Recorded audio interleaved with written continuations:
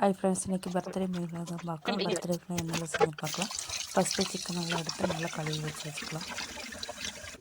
அதுக்கப்புறம் பாயசம் வைக்கிறது ஜவ்வரிசி சேமியாவெல்லாம் வறுத்து பாயசம் வச்சாச்சு. அதுக்கப்புறம் ஒரு சட்டியில் மஞ்சப்பொடி மிளகாப்பொடி உப்பெல்லாம் போட்டு சிக்கனையும் போட்டு நல்லா ஒரு அரை மணிக்கு நல்லா பரட்டி வச்சுக்கலாம்.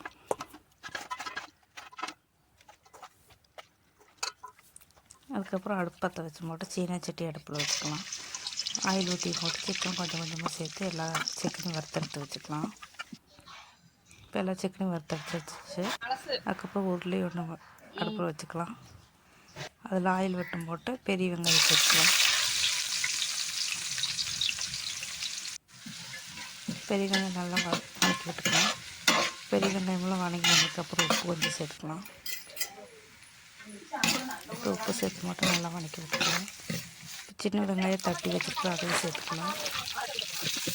அதையும் சேர்த்து நல்லா கலர் மாற வரைக்கும் நல்லா வதக்கி போட்டு இஞ்சி பூண்டு பேஸ்ட்டு சேர்த்துக்கலாம். அதையும் நல்லா வதக்கிக்கலாம். தக்காளி சேர்த்துட்டு அது வீடியோ இருக்குல்ல, அதையும் சேர்த்து போட்டு அதுக்கப்புறம் பொடியெல்லாம் சேர்த்துக்கலாம். அதுக்கப்புறம் சிக்கன் பொடி, அதுக்கப்புறம் கரம் மசாலாலாம் சேர்த்து நல்லா பச்சை மிளகா போகிற வரைக்கும் வறுத்துக்கலாம். அதுக்கப்புறம் எடுத்து வச்சு சிக்கன் கொட்டியாச்சு. அதையும் போட்டு நல்லா கொஞ்சம் தண்ணி தெளிச்சும் போட்டு ஒரு 5 நிமிஷம் இருக்கட்டும். இப்போ தண்ணியெல்லாம் தெளித்து நல்லா வெந்துருச்சு, கிரேவி பதமாயிடுச்சு. அதுக்கப்புறம் அதை எடுத்து வச்சுக்கலாம். இப்போ காலிஃப்ளவருக்கு மஞ்சள் பொடி மிளகாப்பொடி உப்பு கரம் மசாலா கார்ன்ஃப்ளவர் மாவு கடலை மாவு எல்லாம் சேர்த்து பரட்டிக்கலாம்.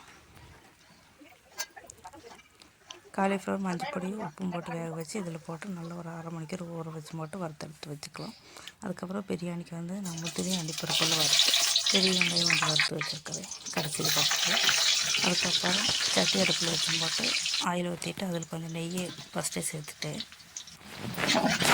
பெரிய வெங்காயம் அதுக்கப்புறம் பச்சை மிளகாய் ஸ்பைசஸ் எல்லாம் சேர்த்து நல்லா வதக்கி விட்டுக்கலாம்.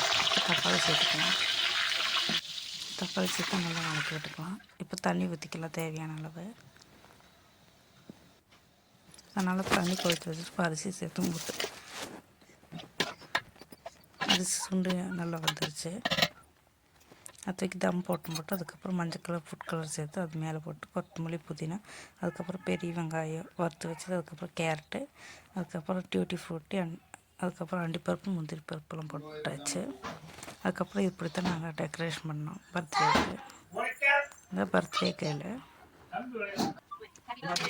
இப்போ கேக்கெல்லாம் கட் பண்ணியாச்சு. கேக் பண்ணி நைட்டு நெய்ச்சோறு சிக்கனு தயிரெல்லாம் வச்சு நல்லா சாப்பிடாச்சு.